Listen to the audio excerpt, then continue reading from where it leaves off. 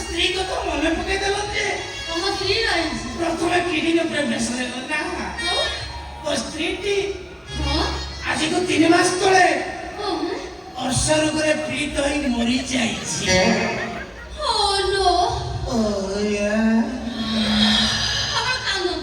ମୋ ସ୍ତ୍ରୀ ମରିଯାଇଛି।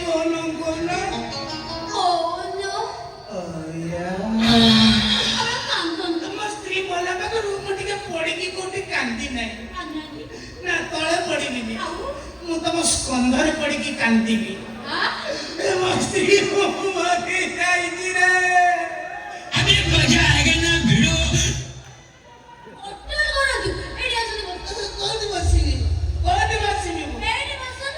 ମୋ ଜୀବନର ସମସ୍ତେ ବସୁଥିଲେ ଯିଏ ଆଇଥିଲେ, କିନ୍ତୁ ଇଏ ମତେ ବସେଇବ।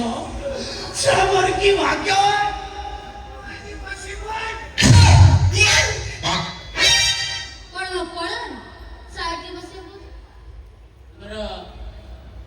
ଆଲୋଚନାକୁ ଆଗକୁ ନେବା ପୂର୍ବରୁ କେତୋଟି ପ୍ରଶ୍ନ ରହିବ।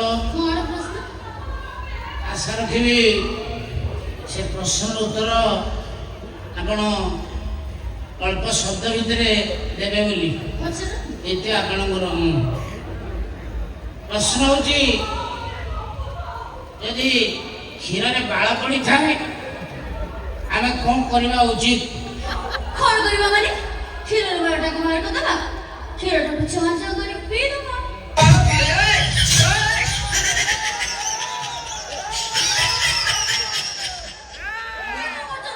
ଆପଣଙ୍କୁ କମ୍ଫର୍ଟେବଲ ହଉନି କି ମତେ କମ୍ଫର୍ଟେବଲ ହଉନି? ଆପଣ ଗୋଟେ କାମ କରନ୍ତୁ, ଆପଣଙ୍କ ଫଡ଼ିଟାକୁ ମୋ ଫଡ଼ି ଉପରେ ପକେଇ ଦିଅନ୍ତୁ। ଏଇଟା ହେଲା ସୁବିଧା। ଓକେ, ଆମେ ଆଲୋଚନା ଆଗକୁ ନେବା। ମୋ ସ୍ତ୍ରୀ କେମିତି ମଲା ମତେ ପଚାରୁନ।